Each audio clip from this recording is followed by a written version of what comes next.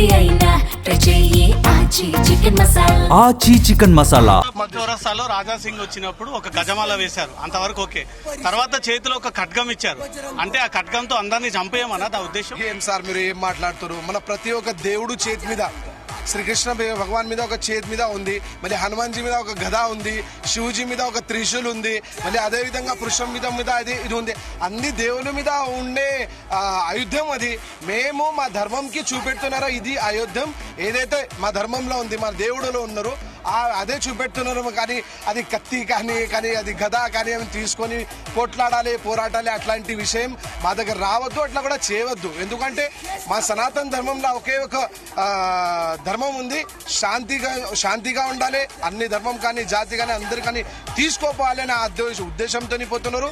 కానీ గద ఇచ్చినారు, త్రిశూల్ ఇచ్చినారు, మేము కొట్లాడికి పోతున్నా అంటే చాలా అది తప్పు మాటలు. ముందు కూడా అట్లాంటి సమయంలో మా దేవుడు, మా సనాతన ధర్మం ఏవైతే నాకు నేర్చుకున్నానో అదే మేము చూపెడతానని అందరికీ. చౌరస్తాలో రాజా సింగ్ వచ్చినప్పుడు ఒక గజమాల వేశారు, అంతవరకు ఓకే. తర్వాత చేతిలో ఒక ఖడ్గం ఇచ్చారు, అంటే ఆ ఖడ్గంతో అందరినీ చంపేయమన్నది ఆ ఉద్దేశం. ఏం సార్ మీరు ఏం మాట్లాడుతారు? మన ప్రతి ఒక్క దేవుడు చేతి మీద, శ్రీకృష్ణ భగవాన్ మీద ఒక చేతి మీద ఉంది, మళ్ళీ హనుమాన్జీ మీద ఒక గద ఉంది, శివజీ మీద ఒక త్రిశూల్ ఉంది, మళ్ళీ అదే విధంగా పురుషం మీద ఇది ఉంది. అన్ని దేవుల మీద ఉండే ఆయుధం అది.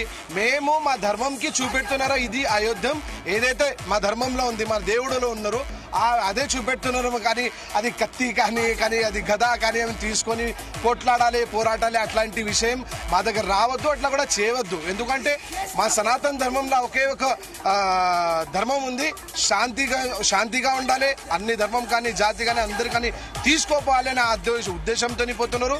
కానీ గద ఇచ్చినారు, త్రిశూల్ ఇచ్చినారు, మేము కొట్లాడికి పోతున్నా అంటే చాలా అది తప్పు మాటలు.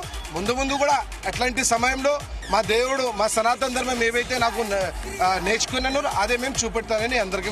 చౌరస్తాలో రాజా సింగ్ వచ్చినప్పుడు ఒక గజమాల వేశారు, అంతవరకు ఓకే. తర్వాత చేతిలో ఒక ఖడ్గం ఇచ్చారు, అంటే ఆ ఖడ్గంతో అందరినీ చంపేయమన్నది ఆ ఉద్దేశం. ఏం సార్ మీరు ఏం మాట్లాడుతారు? మన ప్రతి ఒక్క దేవుడు చేతి మీద, శ్రీకృష్ణ భగవాన్ మీద ఒక చేతి మీద ఉంది, మళ్ళీ హనుమాన్జీ మీద ఒక గద ఉంది, శివజీ మీద ఒక త్రిశూల్ ఉంది, మళ్ళీ అదే విధంగా పురుషం మీద ఇది ఉంది. అన్ని దేవుల మీద ఉండే ఆయుధం అది.